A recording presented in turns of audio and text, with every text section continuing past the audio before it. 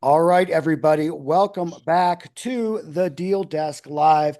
I am one of your hosts, Alex Buriak, over at Iron Rock Consulting. With me, as always, is Rob Lewis, Full Spectrum Lending. Rob, how you doing today? Good. It's a positive day.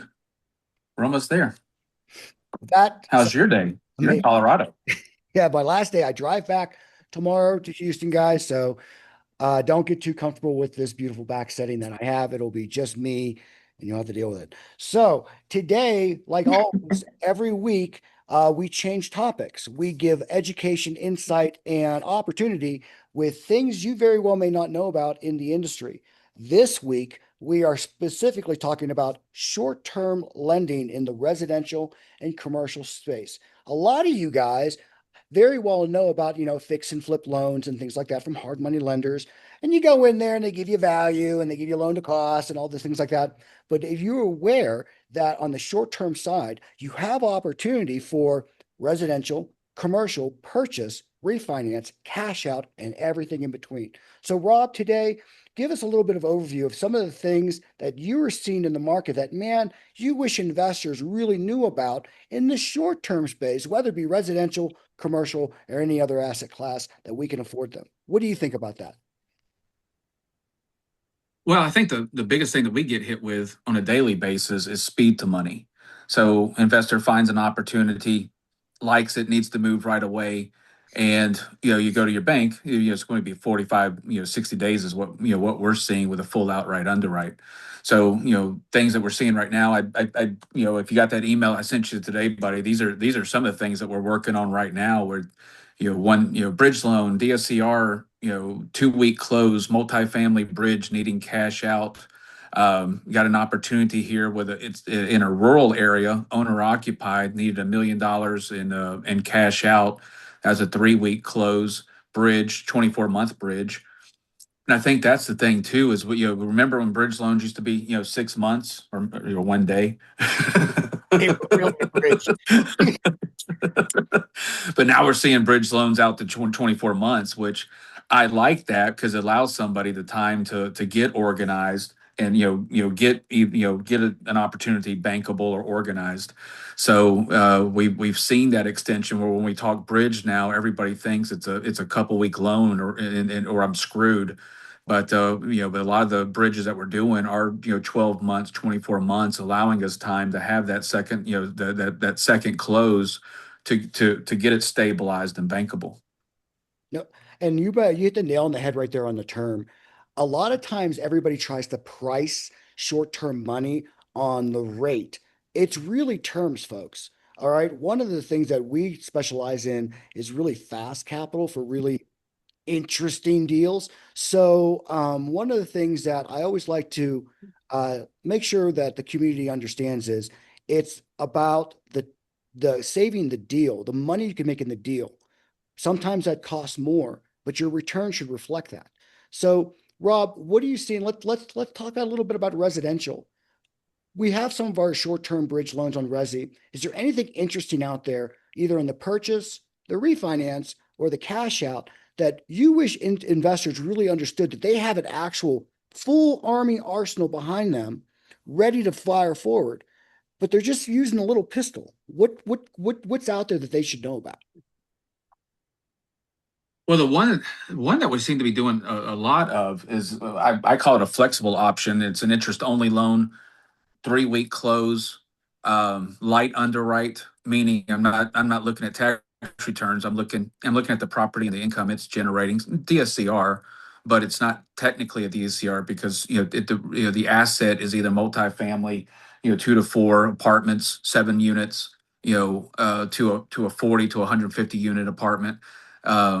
And then the other cycle that we're seeing is we're seeing and I've seen this in the past couple months, and I'm going to go through some property types with you if I can bore you. But I Yeah. wanted to pull what we were doing, and if I look at property types, here's an investor that found a daycare that with an individual that's having issues, but he bought the daycare or is buying the daycare. We're doing a 3 week close on it. We're going to do a 24-month bridge on it, but he's going to the tenant or the owner now is going to be a tenant and rent it back from him. We're seeing so RV parks, funeral homes, daycares, hotels, tire shops. If I'm just going through, the multiple opportunities that we're seeing, I think when we think investment, we think here's a home that's worth 70,000. I'm going to, put put some lipstick and do a fix and flip, but this works for commercial and multiple dollar opportunities as well. With, and again, going what we talked about last week, negotiating somebody to come, that desperate buyer or seller, sorry, that desperate seller to come in with a seller second to limit my cash out so that I can use more capital within the investment, stabilize it, and then put something more long term. See, Did I answer that question yes, you in did. an ADD fashion? Well, you know why I like that answer is because capital stack is easy with stuff. But what you said was interesting on the asset classes. A funeral home, you know how much a pain in the ass that is? I mean, it doesn't matter the It's asset. a dying business. I had to do it. I was just saying, what napkin did you write that on? I've been waiting to use that all day. There you go. Hey, and then would you we did the asset classes and things like that. And a lot of people don't know that. They think, oh, it has to be a house. Oh, it has to be an office. Guys, it has to make money. In the asset class, there's a product for it. Okay. So so what we do is we actually have a question in the middle. We usually do questions at the end, but hell, let's change it up a bit. We have No, I like questions now. That works. That works better. So let's do add in that. We have Scott Ward, and Scott has a question. Scott, give it to us. Hi, so thanks. I'm sorry for jumping over the etiquette. Hi, Rob. How are you? Hey, Scott. Good to see you, bud. Yes, you too. Because I know that you know so much about this, and I usually go to Alex with a lot of these too. But I'm so glad to get to ask you this directly because we just had an event, and there were a lot of questions along the lines of specialty asset classes, like you just talked about, with sober living. And so I know that it's not a funeral home and it's not a daycare, but it is a specialty type of a loan. And so I wanted to get your thoughts or direction from you guys on where I can tell my people to go on that because I don't know if it's a new niche model or what it is. But I'm getting a lot of hits for it lately. So if you could address that, that'd be great. Thank you. Awesome. But Great. what was the class again? Because I didn't catch it. Sober living, kind of not really so much a treatment or a level 3 where they're coming in with medical, but where it's multiple tenants, throws a high DSCR, Yeah. but it is under the guise of a loan, could be short-term rental because somebody could be there for a month, 3 months, 6 months. So it's not a 12-month, but it's a specialty type of a product. It's outside of Airbnb kind of deal. And So let me ask one go more ahead. question on that to see what product class it would be. Are some of these um, tenants, are they going to be paid by government entities or anything like that to jump in, or are they private pay? Phenomenal question, Alex. Yes, Okay. on that. So there's if you're FAR, which is the registration or the national deal Yeah. on that, you can apply to be paid by insurance or municipalities, jails, whatever county, that kind of deal. There's others that don't have that designation, and it's paid usually about 200, 250, 280 a week per bed. Yep. And you can put up to three, deciding depending on the size of the bedroom, up to three people in one bedroom. So they yield extremely high, but understanding that on a loan document sometimes doesn't make sense to Got it. to an underwriter. All right, Rob, take it away. Yeah. So that. Yeah. So you're right. We're seeing a lot of this in multiple ways. We're seeing it for short term memory care. We're seeing it for what you call silver living. We actually have three. One of them we financed actually right down the street, but we have three of these literally right down my street where it was a home in a neighborhood. So picture it. It's a residential neighborhood. There's a home. Within that home, there's four bedrooms. Those four bedrooms have two beds each, and they are doing hospice care there, but the financials are they're paid through insurance or paid through a government entity. So as long as being able to document that up, we're seeing an opportunity of a 24-month bridge to stabilize if it's being ramped up. There are some lenders that will look at it from a what's the big word I'm looking for? Pro forma. So if somebody's buying one and they don't have it in existence, there you may have to bring some money in, but they'll do it from a pro forma basis, meaning I have 16 beds. I'm going to charge X per bed, and I have a ramp up, and here's my government contract, or here's my. So we can do it from a pro forma. If it's an acquisition, then it's looking at the existing contracts, and that one probably you could go immediately long term. But there is, that is a market. There is a market for that in the lending world, and because there's a need. So and to go deeper, and I went through this with my mother before she passed, but a lot of these short-term care facilities are trash. And so you see these big mega hospital looking buildings, and that's what people are wanting to get away from. They want mom, dad, grandma taken care of by something small, individual attention, and not just, to the masses. So that's why this has become so popular. But yeah, there's lending options on that from a short term to stabilize. And then there's also, SBA facilities for it as well. Awesome. Great. Thank you so much. I took some good notes and I will make sure that I get that back to those asking and send them along your way. Thank you so much. Great answer. Thank you. Yeah. And every loan request is like a fingerprint. It's all different. So if you have certain scenarios, we can do a call, but let's look at each individual and see what each individual underwrite takes us to for structure, takes us to a loan program. But that was a great question, Scott. Thanks for that. Yeah. Thank you. Thank you. 100%. So that's what we're trying to get you guys at when you have these calls. You can watch us on YouTube. You can watch us on all social media platforms. And as I do every 15 minutes into the hour, do us a favor. We're trying to grow this educational ecosystem. Go on our social media sites. Rob Lewis, Full Spectrum Lending, Alex Buriak. It'll always be Alex Buriak Official on Facebook, Instagram, TikTok, YouTube. Look us up. Give us a like, a comment, a share. You can see that we're not selling anything. We're actually trying to provide you the tools and the talent to actually get things done so you can get your investments where they need to be. So do that favor for me and let's continue on. So, Rob, most of the things that we talked about today, even and within Scott's question, it was in more into a commercial realm, but it was within residential limits. That industry is taking off. I'm involved in that industry currently in Houston, so absolutely, it is hot, and we can get you and making sure that you get the structure that you need. But going through that today, there are some people in even short-term bridge loans today, and any other types of products, whether they need to be refinanced into the short-term bridge because maybe the current loan that they're in just didn't work out in the time frame that they were. You know more than anybody that how many deals have we just gotten within the last month where their line decided we're not extending.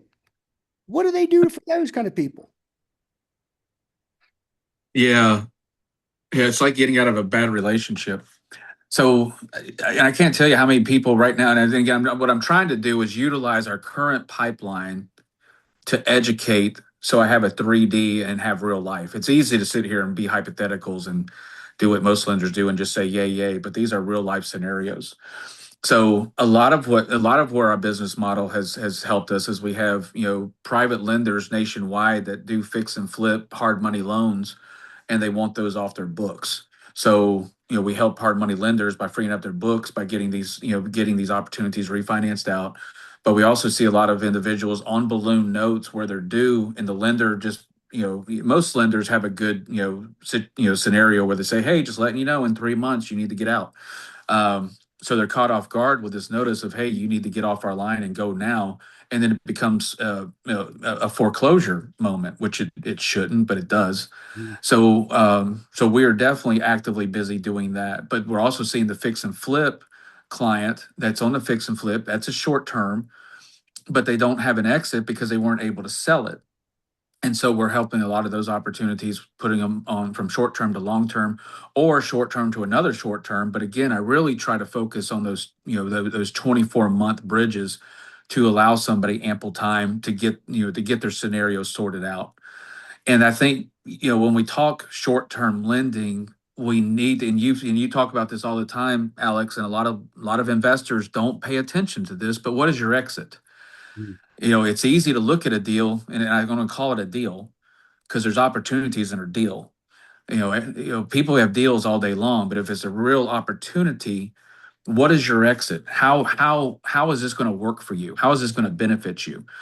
So we look at that, but the structure also has to match the opportunity. Is this structure going to win for you? So I can easily do a 3 6 month deal, loan for you, but if you don't have that exit figured out, you run into what a lot of our clients are seeing, and you're facing foreclosure, and we don't want that. So most of what we're seeing, and I've got it pulled up here, but we're seeing a lot of 24-month short-term opportunities to allow you that flexibility and time to get your opportunity in a winning position, and then work out your exit, whether it be sell or refinance to a long term. Absolutely. Did I beat that up? No, but it's a really important aspect to understand, because a lot of times these investors are getting into deals and they're like, the exit is to sell. And either they have construction issues or draw issues or permit issues or just market issues.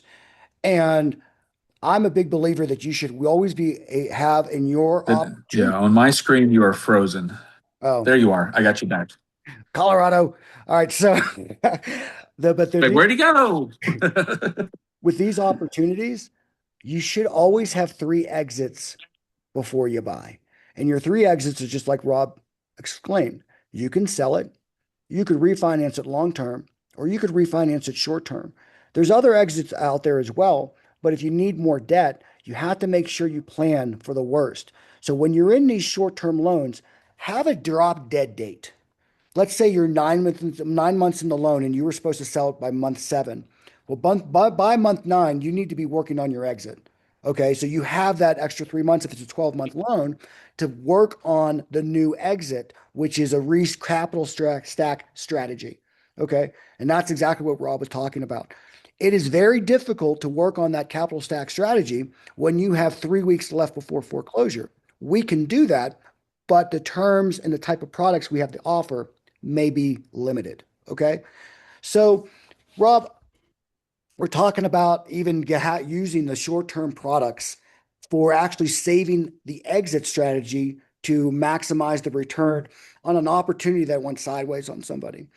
Now, a lot of people don't realize that some of the asset classes we talked in the beginning is that they can easily use short term bridge and mezz debt and stuff like that for commercial properties.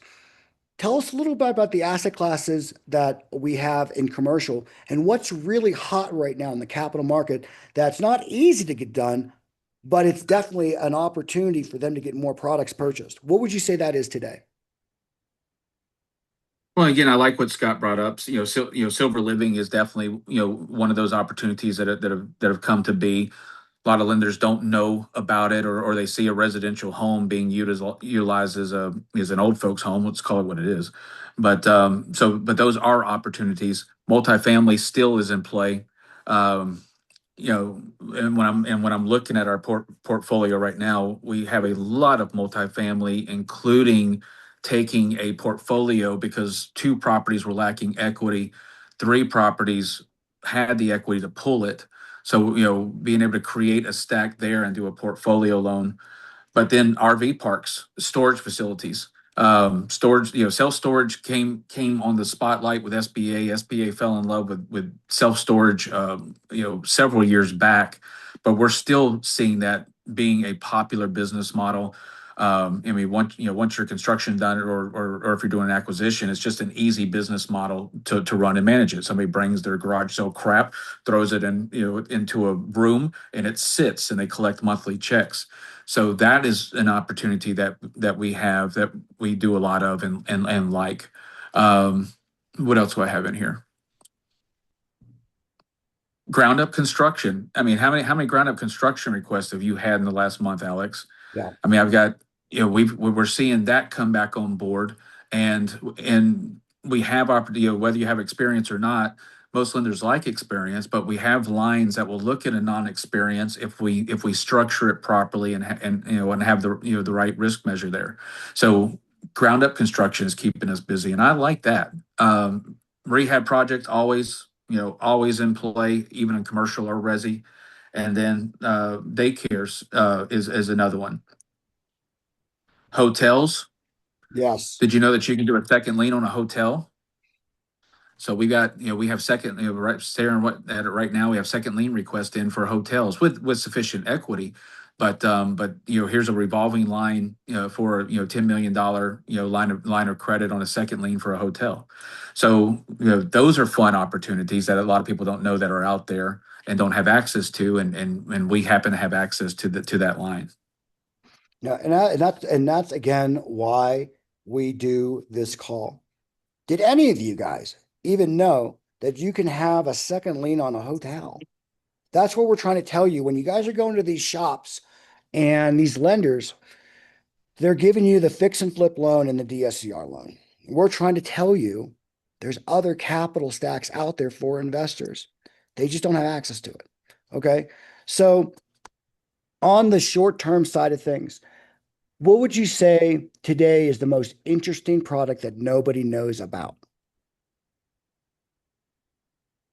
Well, and again, I'm going to stay in the commercial realm, and I know that's not where you're going, but I'm going to stay there because the being able to acquire a property that's not fully up and running yet, but that I could put together a pro forma. So when I go to a bank, what do I need? I need my tax returns, right? Mm. If I'm buying an existing business, what do they want? They want the past financials, and they're going to underwrite it off of that.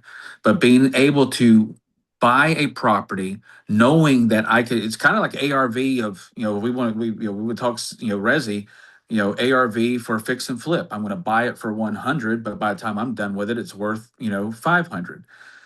There's commercial opportunities out there for investors where, and you can even do it as an owner occupied commercial, but be able to underwrite it with a performance base as, in 12 months, this will be my income, this will be my DSCR.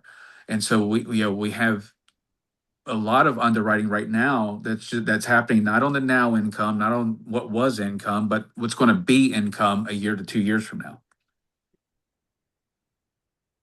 That I is, like that. that's absolutely going off of that line of thought. What about if it wasn't just real estate? What if it was a business? Is there anything people can do for their businesses in the short term realm? Because that's also an investment. Well, I mean, your go to in that world is that I'm going to say your three popular go tos. Three popular go tos. Number one, of course, is SBA.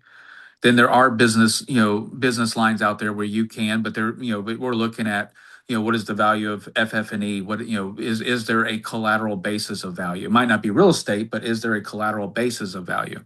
And then, there are private sectors that will finance that out.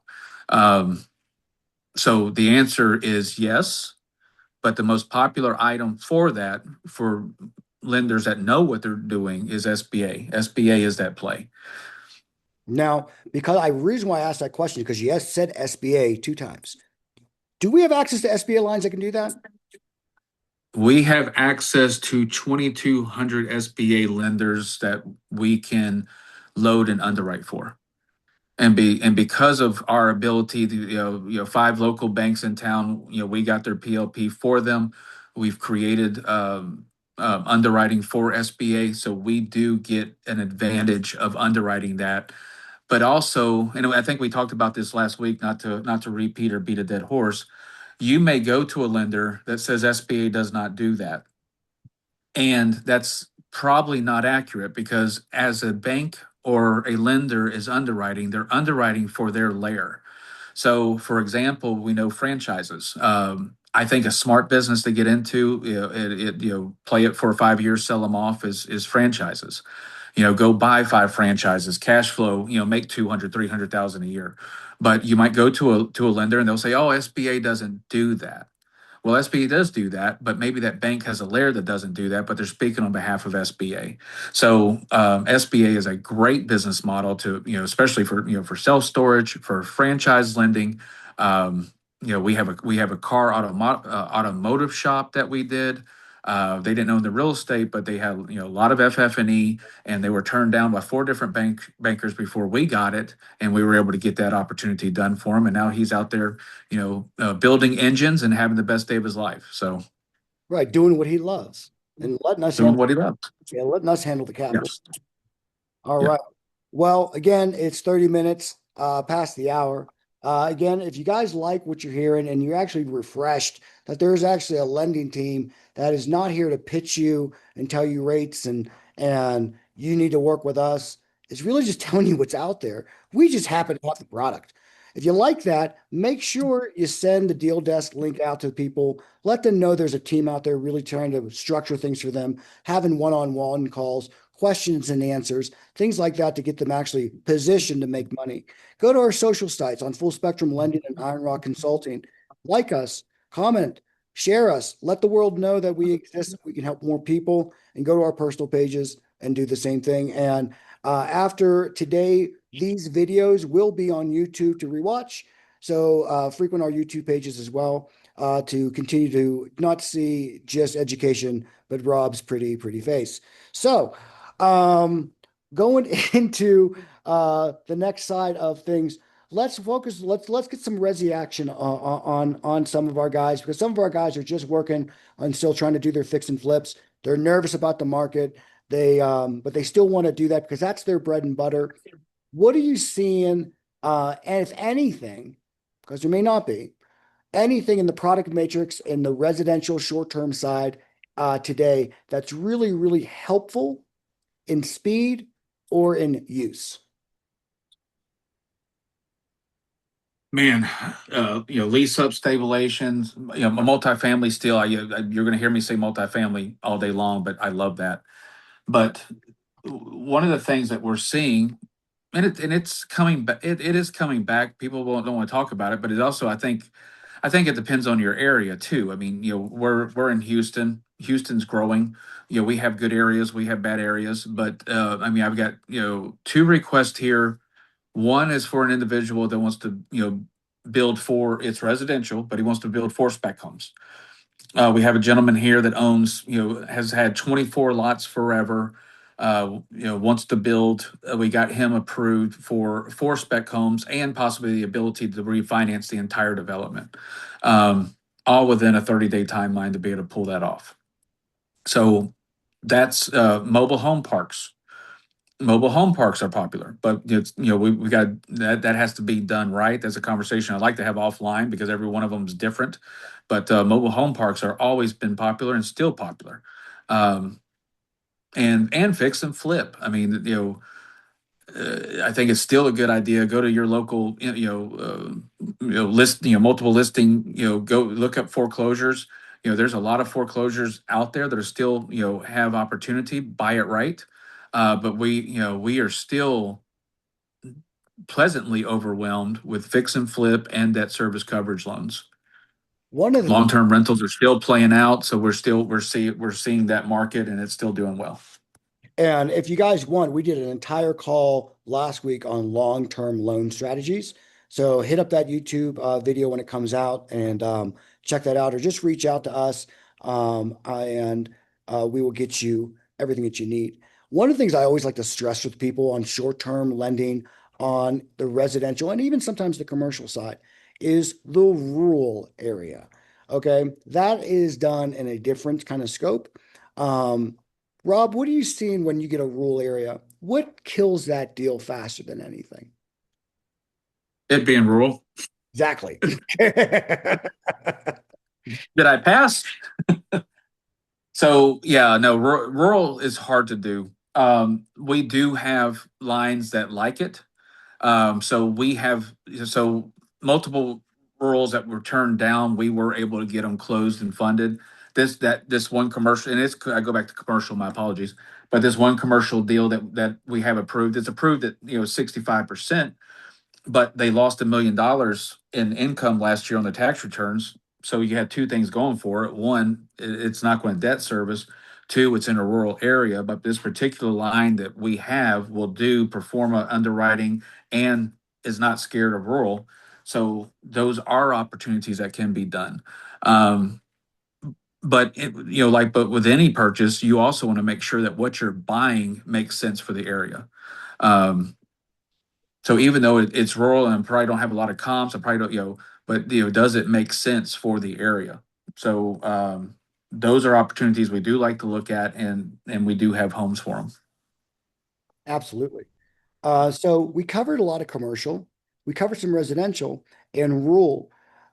Are you seeing anything out there that we haven't covered for the audience on the short-term money side on residential and commercial, whether it be an office space, a multifamily, a home, special purpose, truck parking lot, whatever it is there anything that they should know before we go into any kind of questions and answers? I mean, special purpose we're pretty good at, and have two lines that love our request. So that's one of those you're going to get a lot of turn downs from banks because they're just not going to touch it. I mean, you and I got a very impossible church loan closed here recently. It is on a bridge. It's a 6 month prepayment penalty, and of course the goal is to restructure them and then get them taken out on a long term 6 months from now. And you and I will handhold them and make sure that happens. But how many people do you know are lining up to do church deals? Um, you Good. know, and then the other thing is hospitality. So brokers that are kind of struggling finding opportunities call on hospitality because we're seeing a lot of rebranding, we're seeing a lot of remodeling, we're in that timeline now where it's time for updates. We're seeing acquisitionings, we're seeing reopening, stabilizing. Maybe it was an acquisition that it wasn't ran well before, but now, hey, we have a great manager, and we bought some air fresheners. So now we see everything moving forward. So being able to do that, but then maturing debt. So a lot of hospitalities we're seeing multifamilies come off 5-year balloons. So there's a lot of maturing opportunities out there. Absolutely. And one of the last questions I'll ask before we go to the questions and answers is the dreaded land. Is there short-term opportunities for land acquisition or land refinance? And what are you seeing in the market today? So land itself, land. If I'm land and I want to build my home on it, there's hard to find. It's probably not going to be in a rural area, but you're looking at for I'm going to build my home on it. 80% opportunities. Land, just land or a lot. You're looking at 55, 55 to 65% loan to value, with ability to carry it for 12 months to 24 months. Mhm. And so land right now is probably a bad word in the banking world, but land is still something that people do love. It's not income producing, so it's that's why it's frowned on as it's a carry. But yeah, we have lenders that just do nothing all day long but land opportunities and land loans. So we definitely have opportunities for that, and we get monthly requests for those opportunities. Okay. So, what I'd like to do now is open any kind of questions, even if it's not in the regards of short term. This is where we like to get the community to be able to talk to two people that, I mean, Rob, you've been in the industry for running banks, starting lines, running your own company, doing your own investments. What, 35 years now? 35 years now. Yep. Yep. I've been in the capital I don't know market why we brought that up like that, but yeah, no.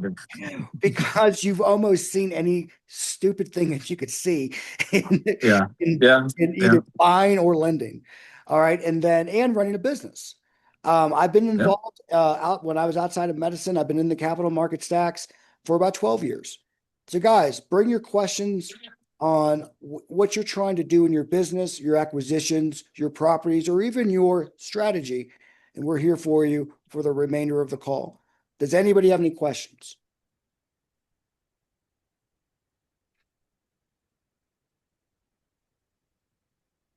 It's going once. There's going twice. And that is a sold. All right, guys. Well, as we start collapsing the call, I'll ask Rob one more question. Rob, is there anything you'd like to add more to what we're talking about today and how they can get with full spectrum lending and try to get some of their deals done? No, just that, I mean, you and I are accessible. We are not that banker that clocks in at 9, leaves at 4. So, if you have opportunities, and we know that sometimes opportunities come at 6, 7 o'clock at night, we're available to you. But also, brokers that are out there that, need a brain, and I don't say need a brain, that was probably bad, but need the structure, deal structure, brain or network to find capital or hard to place capital. I mean, one of the ones that we just got 30 minutes ago is a $40 million deal that needs funding in next 30 days, and we got a California group already looking at it. So think of us. We want to team with you. And even broker to broker, we're not greedy individuals. We just love doing loans, and we love working with people. So that's us. Absolutely. And then, Rob, how do they get a hold of you? So cell phone, text, or call 832-610-4479, 832-610-4479, or Rob at fullspeclending.com, or you can go to our website at fullspeclending.com. Absolutely. And how to reach me, 832-584-0986 is my cell, ironrockconsulting.com or alexburiak.com. And email is alex@ironrockconsulting.com. Guys, I appreciate you being with us today. Look for us on our social sites on Facebook, Instagram, TikTok, LinkedIn, and YouTube. And these videos will be up on the YouTube page shortly, so you can rewatch, re-strategize, and get the information you need. Guys, I thank you very much. And Rob, always a great job. Oh, thank you. That was fun. Appreciate it. Have a great day, guys. You too.